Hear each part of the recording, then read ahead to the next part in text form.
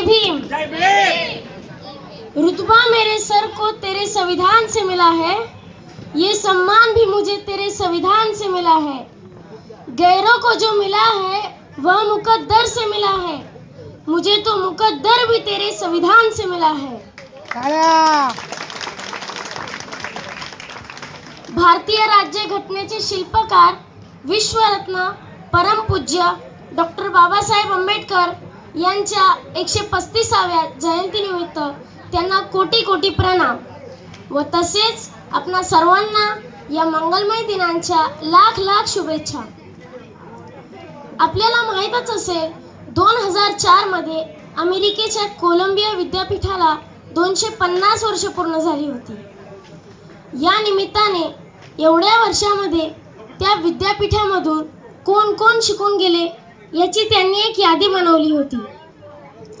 त्या यादीमध्ये अनेक वेगवेगळे पदवीधर आणि विचारवंतही होते। ती यादी खूप लांबलचक झाली होती, म्हणून ती यादी छाटत त्यांनी 10 लोकांची यादी तयार केली आणि त्या 10 लोकांच्या यादीमध्ये क्रमांक 1 ला जे नाव आलं ते नाव होतं विश्वरत्न डॉक्टर बाबासाहेब आंबेडकर। म्हणून कोलंबिया विद्यापीठाने विद्यापीठाच्या बाहेर बाबासाहेबांचा 35 फुटाचा पुतळा उभा केला आणि त्या पुतळ्याखाली लिहिले the symbol of knowledge doctor Babasaheb Ambedkar.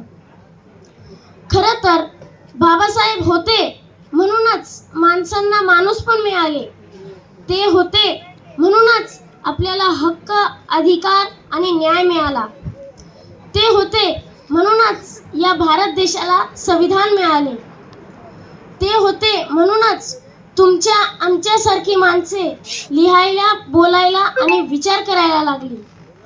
म्हणून मी म्हणेन भीमराव ने हमें बलवान बना डाला, हटा ना सके ऐसा चट्टान बना डाला, एक नए युग की पहचान बना डाला, इस हवा के झोंके को भी तूफान बना डाला।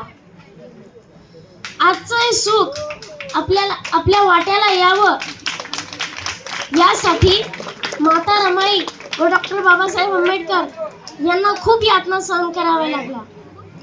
तेव्हा हा साहेबी रुबाब आणि सन्मानाचं जगणं आपल्या वाट्याला आलं। या हक्क आणि अधिकाराच्या लढाईमध्ये माता रमाई डॉक्टर बाबासाहेब आंबेडकरांच्या पाठीशी खंबीरपणे उभ्या होत्या आणि त्यांना लढण्याचं बळ दिलं। जेव्हा बाबासाहेब उच्च शिक्षणासाठी इंग्लंडला होते, ज्या ठिकाणी ते अभ्यास करायचे त्या जागेवर येण्यासाठी त्यांना 15 ते 16 किलोमीटर चालत यावं लागायचं। तिथे त्यांना खर्चण्यासाठी पैसे सुद्धा नव्हते आणि अशा वेळी माता रमाईंची तार या भारत देशामधून इंग्लंडला आली आणि त्या तारीमध्ये लिहिलेले होते, साहेब गंगाधर खूप आजारी आहे, जर काही पैशाची जर तरतूद झाली तर बरं होईल। पण इकडे मात्र बाबासाहेब एका पावाच्या तुकड्यावर अभ्यास करत होते।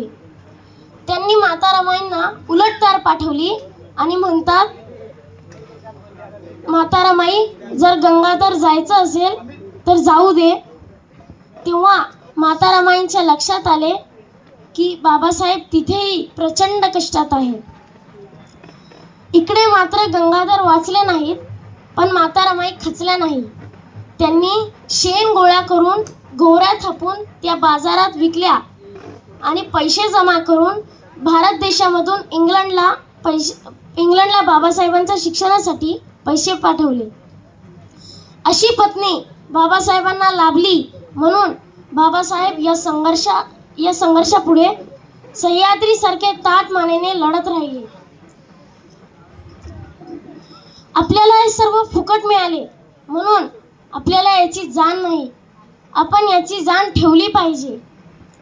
जाताना एवढेच म्हणेन, घायाळ पाखरांना पंख दिलेस तू, मुक्या वेदनांना शब्द दिलेस तू, तुझ्याच चेतनेने जगण्यास अर्थ आला, युगायुगांच्या शोषितांचा उद्धार तूच केला। बा भीमा, तुला कोटी कोटी वंदन। धन्यवाद। डॉक्टर बाबासाहेब आंबेडकरांचा